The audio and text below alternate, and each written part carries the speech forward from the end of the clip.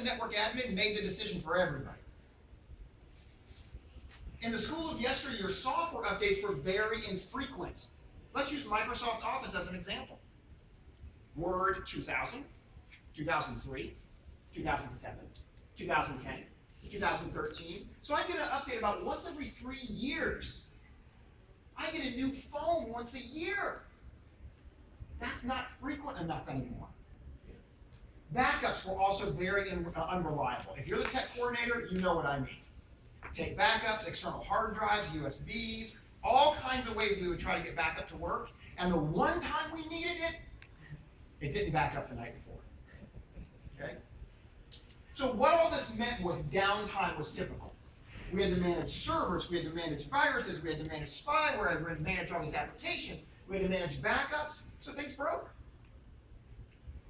So what we want you to think about is a different way of doing things and being part of the in-cloud. Google realized that these ways of working wasn't very efficient. So they decided to use the one network that we're all connected to and build a suite of applications on the internet. So what that means with Google Apps, I get to have access to my data and applications from anywhere and on any device. There is no software to install. Everybody in this room has installed software, and we know the routine. Put the disk in, setup, next, next, next, next, next, answer some questions, reboot, reboot, update, update, reboot, save, done. We've all done that. With Google Apps, no software to install. The only thing we need is a browser. Google Apps is always on the most current version. Remember the days when the school had Word 2003? The students would go home and they'd make something on Word 2010, and then they'd bring it in on a flash drive and couldn't open it? Gone. And Google Apps are always on the most current version. Whether you bought a Chromebook 3 years ago or today, you're always on the same version of Google Apps. Also, with Google servers, all the data is continually backed up. So you don't have to worry about it as a network admin or as a teacher. Am I backing my data up? Put it up in Drive, it's there. But the greatest thing about Google Apps is you can share and collaborate with anyone. Remember the old days, sharing and collaborating meant sending an attachment? Or maybe making a copy of the file? Now you just push the share button. So very first question we get is, okay, is Google Apps reliable? It sounds pretty neat, but does it work? Well, I just spent another 3 days in Chicago learning all about Google's data centers. If you guys want all kinds of technical information, I'm happy to give it to you. It's fascinating. But let me give you the summary is, it's darn reliable. Okay? And they're replicated all throughout the world. That means if we lose a server here or there, or even an entire data center, all of your data is still there, backed up and replicated. So what does that mean? It means a 99.9% uptime guarantee for Google Apps. 99.9%. What does that really mean to us humans? Less than 7 minutes of downtime per month. When was the last time you had more than 7 minutes of downtime in a month? Not with Google Apps World. Is it true? Well, in 2012, Gmail alone got over 99.9%. Also, Google Apps is continually tested and certified both by their engineers and by outside companies to make sure it's compliant. A lot of government agencies, like the city of LA just went Google. City of Boston's going Google. Colorado went Google. In order for governments to do that, it's got to be reliable. When you work with Google Apps, everything is encrypted. And unlike personal Gmail, there are no ads in Google Apps for Education. No ads. All right, so who's doing this? If it's pretty cool, and if it's reliable, who's doing it? Well, as of right now, over 30 million teachers and students are using Google Apps. 74 of the top 100 universities are Google students. You may recognize some names. Harvard, Notre Dame was actually one of the first. Utah State, NYU, Vanderbilt, and so on, are all Google-based schools. Okay, so when I get Google Apps for my school, what actually am I getting? I'm getting over 70 apps. Everything from, of course, Chrome to Google Vault to Google Earth to Google Maps to Google Groups. I don't want to overwhelm you, and I don't want to overwhelm your staff. So what we're going to do is talk about the 5 core applications that most schools start with. What are they? Gmail, Drive, Drive, Calendar, Calendar, Sites, Sites, and Classroom. Those are Classroom. our 5 main apps that we're going to start with. All right, so let's talk about Gmail first. Gmail is a fully web-based email system, different from Microsoft Outlook. Microsoft Outlook, we would download mail to our servers, and it would live on our servers, right? Or we'd download mail to a PST. Not in the Google world. In the Google world, it stays up on the servers. All the mail stays up there. And Gmail contains all the traditional tools that you're used to. Things like your inbox, your contacts, your drafts, your trash, all of that's there. But it also contains other features that are Gmail only.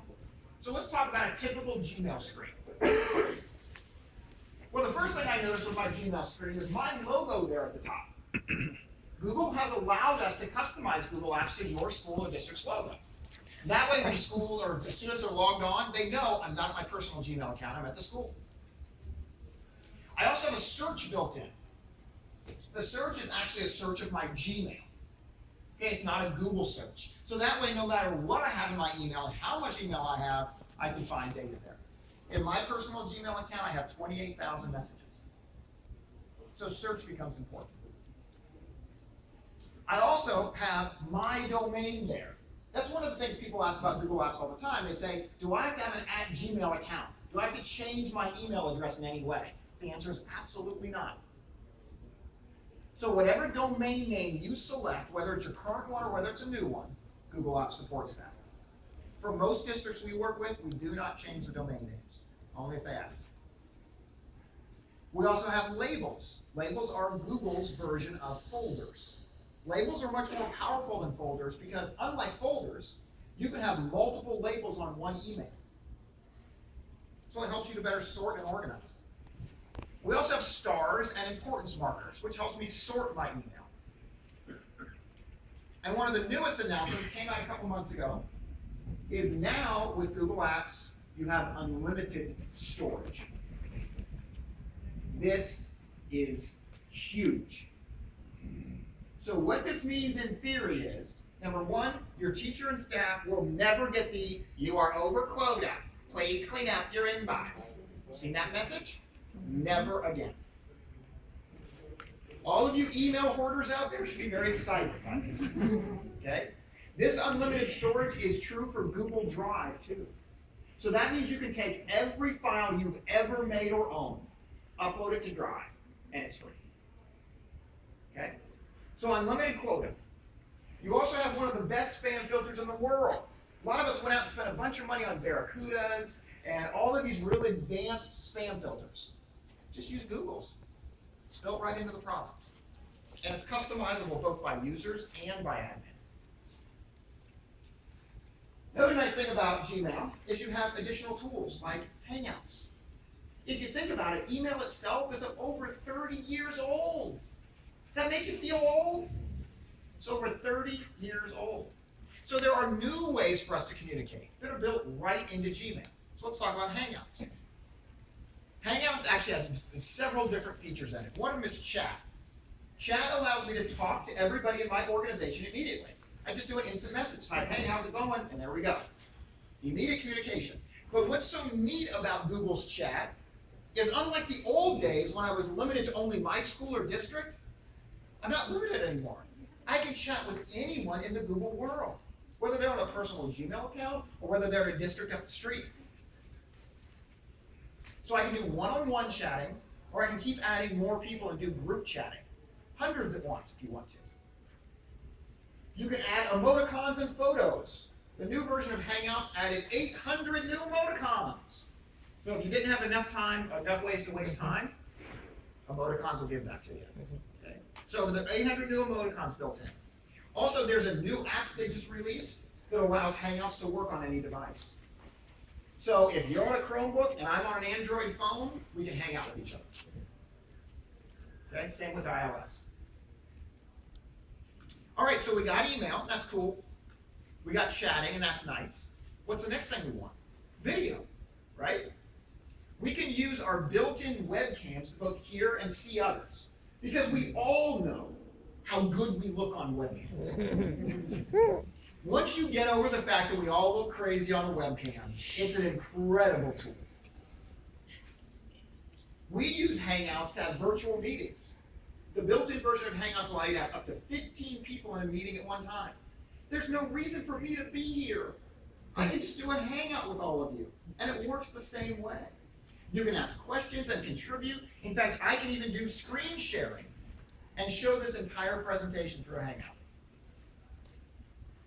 One of our schools recently said, hey John, I don't like the 15 limit. Is there any way I can free that up? Sure, we do what's called a Hangout on Air. And now many of our schools are doing all of their announcements via Hangout. Put it right on the smartboard in the morning throughout the district. You can even add special effects to the new version of Hangouts to make it even cooler. You can put hats on yourself and have sound effects and little dancing kittens, whatever you want, you can put in there. All right, so we got email, we got chatting, we got the ability to use our webcams and video. Next step, voice. I want to be able to use Gmail to make a phone call straight from my Chromebook. No phone needed. Or my Windows PC, doesn't matter. All calls are 100% free in the United States. If you want to, you can get your own Google Voice number, so people can call you. They call you and my Chromebook rings. I get to say hello and have a whole conversation right through my Chromebook. Or I can use some of the advanced features to set up call forwarding, so it goes to my cell phone. Voicemail is built in. You even have transcriptions. It will listen to the message that someone left you, type it out, and email it to you. And the transcription is about 90% right. The 10% that it's wrong is hilarious and highly recommended. Okay? I had someone say, John, please look at my donkey skin. I better listen to that. Desktop again. Okay? All right, so Gmail is incredible for STEM. Not only do I get email, but I get all these tools. Do we deploy Gmail for students? Big question. Well, before we even go down that road, it's important that you understand that Gmail or any app is controlled by you. In the Google Apps world, if you decide students only get Calendar and nothing else, that's fine. Or they get Drive and Gmail but not Calendar, that's fine too. Totally up to you. Okay? So you get to make that decision. Do students have Gmail? If you say no, that's fine. If you say yes, then you get to control as an admin which domains they can send to. The most popular configuration we see is people can email, students can email within the domain, but they can't email out, or nobody can email them in. But there are other ways to configure it. That's the one we see most often. We also can set up filtering to flag objectionable content. In my admin class, I teach a 2-day admin class. I actually showed screenshots of what students said about the filtering. It's great. We have a word list, 423 naughty words. Okay? Now you say, how did you come up with 423 naughty words, right? Because I can only think of about 10. Well, what we did is we took 28th grade boys, put them in a room, and waited. Okay? So we got our 423 bad words, and whenever those 423 bad words are detected, I get an email. And I know. And it also goes straight to the dean of students. Okay. Okay, so you can flag all those objectionable emails if you want to. If you allow students to have Gmail, they also get to set it up on their phones. We all know they're bringing phones with them. Whether you allow it in your school or not, they all have them.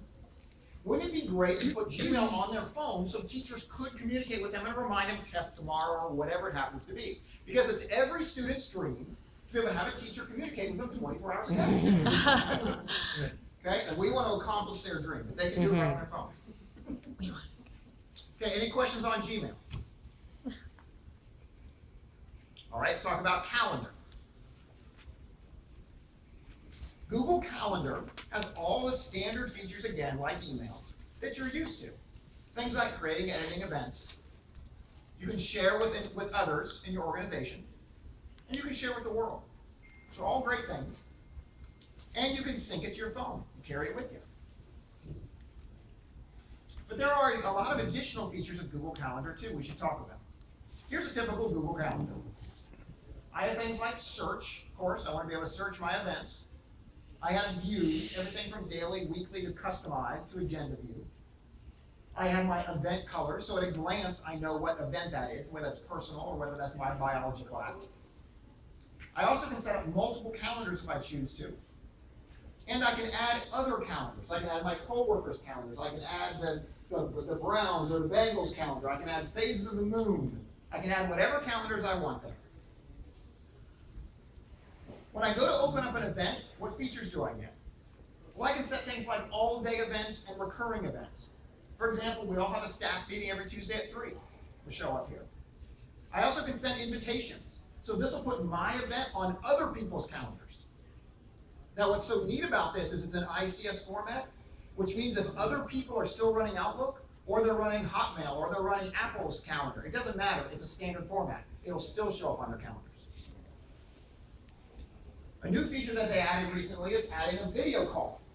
So as opposed to me going out and seeing you, I just set this up as a video call and it's a hangout. So I schedule hangouts.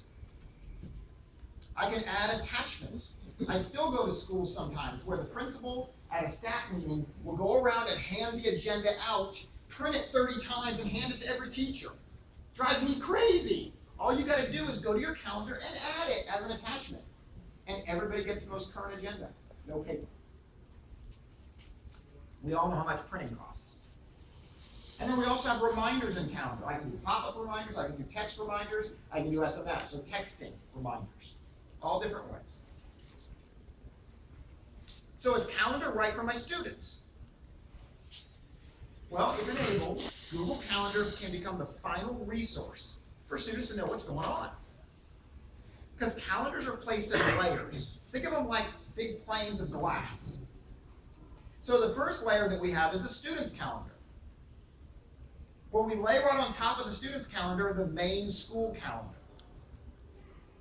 Then on top of that, we put the teacher's period or subject calendars. That way, the very first time the student logs in, they're going to be able to see their entire schedule. All the days off, all the testing days, all the assignments, all the homework will be there, done, and populated. It's a very, very powerful thing. And it gets to sync to their phone. What we're trying to do here is remove excuses. I didn't know. I wrote it down wrong. My journal wasn't complete. I lost it. It's all online. On your phone, on your account, it doesn't matter anymore. We have heard the excuse, my dog ate my Chromebook. We have heard that one. But even that doesn't work anymore. Okay? All right, so we got Gmail, we got Calendar. Let's talk about Drive. Google Drive. Google Drive is your online storage area. The best way to think of it is, it's my documents in the cloud. It's the old-fashioned My Documents to store in the cloud. There is no more need for USB drives, CD-ROMs, or Dropbox ever again. Depending on your age, I may add floppy disks. Okay. Some of you I know still have the AOL disk somewhere in your desk. No more need for any of that. The thing about Google Drive is any file can be stored here. So it's not just Google files. You can put JPEGs and MP3s and graphics, it doesn't matter. Anything can be stored up there. And we know Drive can run offline. You don't have to be connected all the time to run Drive. Completely offline. Okay. ¿Cómo así? Once your files are up in Drive, you can share them with anyone. Just push the share button. Okay, so I can store my files in Drive, and that's pretty cool. But what else can I do with Drive? I can completely create new files in Drive online. What can I create? Documents, presentations, spreadsheets, forms, and drawings. There is no need for Microsoft Office or any other Office suite like this, because everything runs in Google Apps and runs in the cloud. Okay? Okay, so here's an example of a Google Doc. What kind of features do I get? Similar to any other word processing program you've used in the past. I get things like I can print from the cloud, works just fine. I can set my fonts. I can set my formatting. I can set all my other little tools like bullets and italics and so on. I push my share button to share this file with anyone. And probably one of the most important features, if needed, I don't use it anymore, but some people do, the download feature. I can always take my data out of Drive. Remember the days where you would put a bunch of data in a program and it would be proprietary and you could never get that data out again? With Google Apps, everything you put up there, there's always a way to get it out. If I go to my file command and I choose download as, it'll say, what do you want to download it as? A PDF, a Word doc, a text file, an HTML file, and so on. So I can always get my data back out again if I need to. Now, Google Files, though, if we start to work with Google Files, it's a completely different way of thinking. So it's important that I point out the ways that maybe your staff will get a little confused. The first thing is that saving is no longer necessary. And gosh, is that a mind scrambler.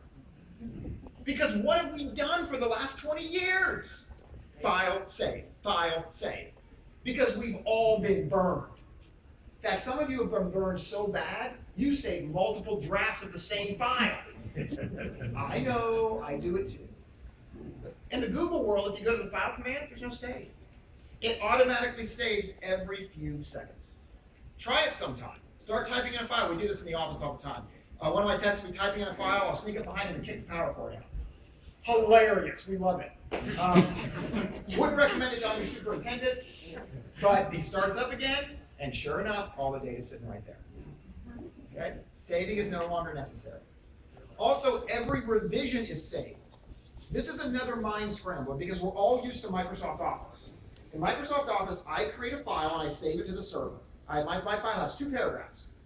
One of you go in, look at my file, you don't like the second paragraph, so you take it out. And then you hit the save button. What did you do? You overwrote my file, and I can't get it back. In the Google Apps world, I go to File, Revision History, turn it back to 5 minutes ago. It's all back. Every change that's made to that file is saved in revision history. And I can go backward and forward in time based on when I want that file. Also, the greatest thing about Google Apps and Drive is you can collaborate with others. So if I share a file with you, we can both type on the file at the exact same time. In fact, for Docs, it's up to 50 of us. You want to have a party? Share a file with 50 people and have them all type at the same time. It's good and incredible fun. Okay, I've had teachers do this accidentally with their class. They share with all 30 kids at once, and they start typing in, it gets a little chaotic, but you can do it. Okay? It's great for things like making agendas or getting real interaction. So what about Microsoft Office for the staff? What do we do? That's a big question. What do we do?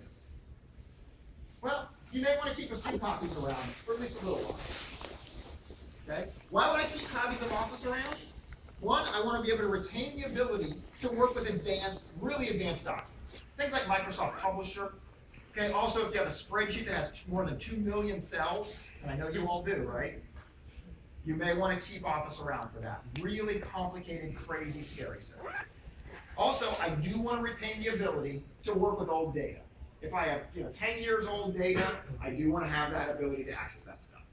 So those are the reasons why I keep a few copies of Office around. Yeah? What about Microsoft Access? What about Access? That's a good question. Access is Microsoft's database program.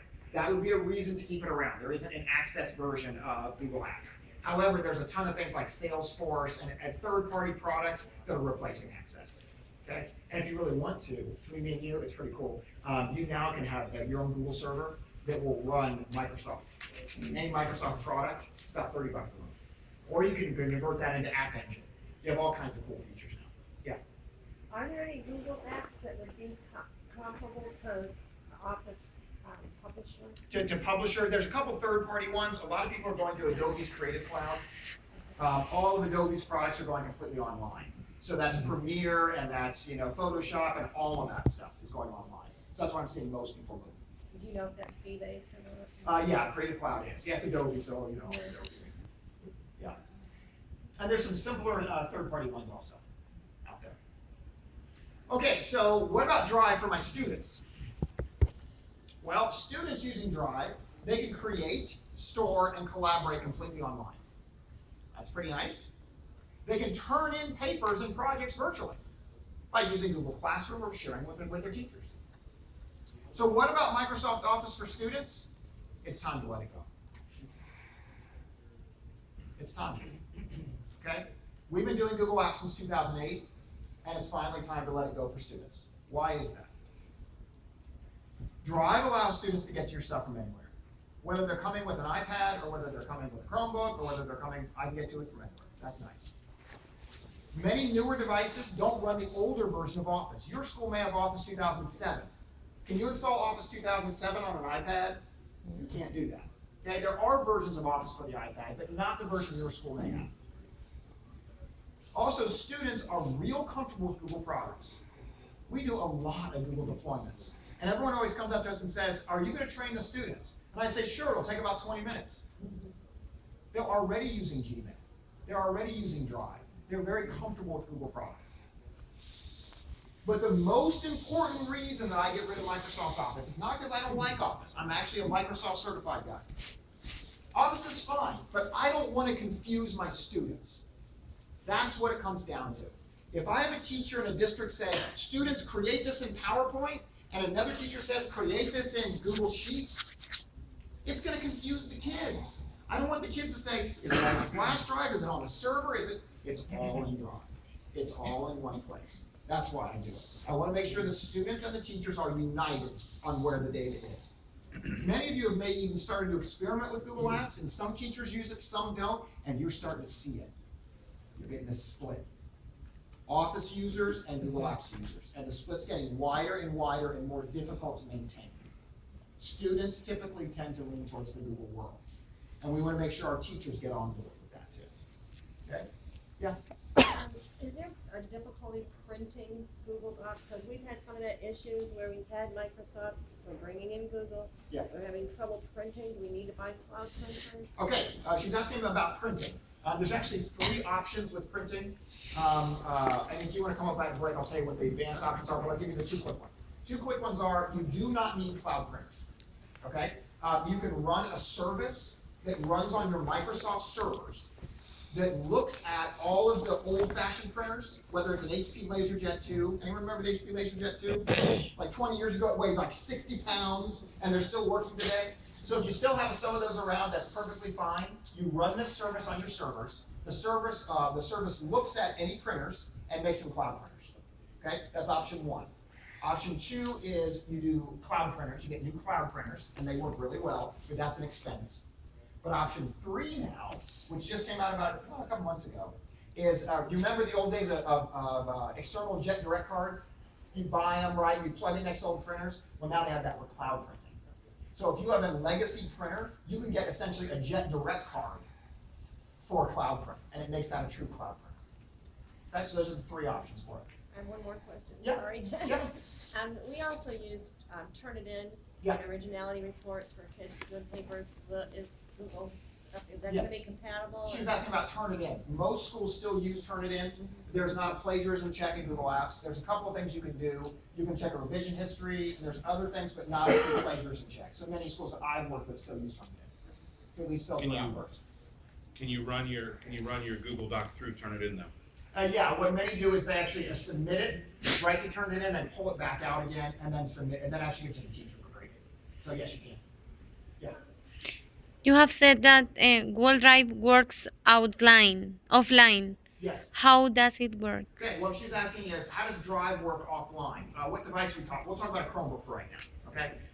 How Drive works offline is every time I log on, Google looks and says, I see there's been 4 files changed.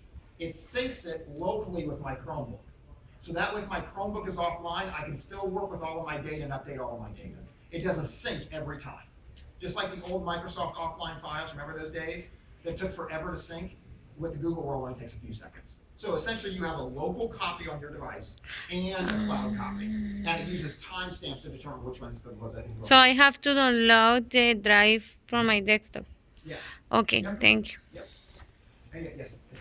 This may be a question for later, but we've had problems with, compatibility with senior systems and with GradeQuick, when we put our comments first, through here, because we've been worried, like you said, with losing them. So Yeah. we go ahead and use, Google Docs, but then we have a problem with certain characters don't come through correctly, and we have all kinds of errors with senior systems and GradeQuick. Is that something that's being worked on your end? Or No. a way around it? Yeah, actually, no. What's happening is that so many schools are adopting Google, these third-party companies like GradeQuick are trying to adapt very quickly and making an app that ties right into Google Apps. The dream always is, GradeQuick would be a marketplace app. And what's so nice about marketplace apps is once I log on to Google Apps, my username and password works for GradeQuick. As an administrator, I don't want to keep these two users, right? I have all students over here and I have all students over here. So I know GradeQuick is working on being compatible with all that. I don't know where they are. I don't know that particular product, but I know that's where most companies are going, trying to be in the marketplace to sync all these accounts. Okay? All right, so let's talk about sites. Google Sites, you get with Google Apps also, and sites allow you to have an unlimited number of websites. You can create them for free. You can create websites like group projects and teacher pages and flipped classrooms and parent portals and club and activity.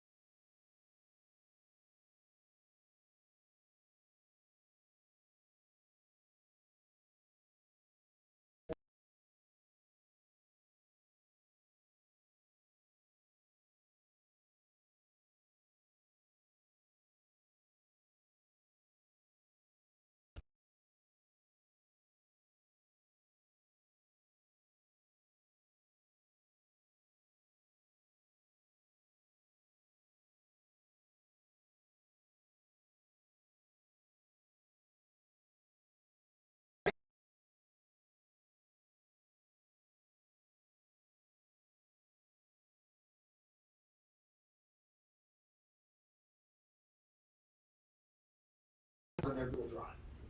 So Classroom makes a lot of this stuff easier. It's really designed to allow teachers to set up an assignment and distribute that assignment to students. And then take that assignment back and grade it. That's really the idea.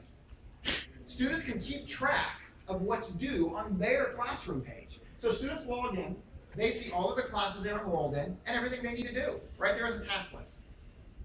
What's nice is the folders in the drive are automatically created in the background to organize all this stuff. Students don't have to do it anymore.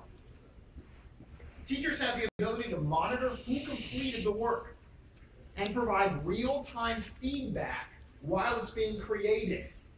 So if you send an assignment out to your kids and says, hey, work on this report, you as a teacher can jump in and make comments on that thing as they're building it.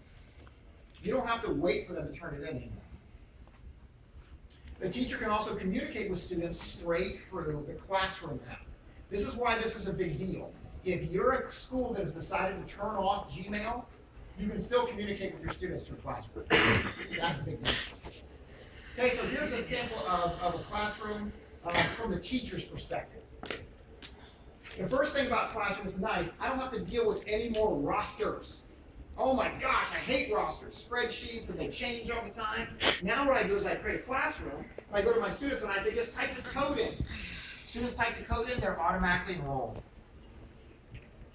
I can also manage my students from Classroom. I can kick them out. If they're not in this class, they shouldn't be. I can also mute them so they can't make comments. Wouldn't that be great in real life, right? I can do all kinds of things by managing my students. I can also create assignments with Classroom. So I create an assignment, in this case, a Great Scientist report. I can send the assignment out, And then I can check the status, and I can see who's turned those assignments in and who hasn't. I can also make announcements to the entire class. This looks a lot like a Facebook wall.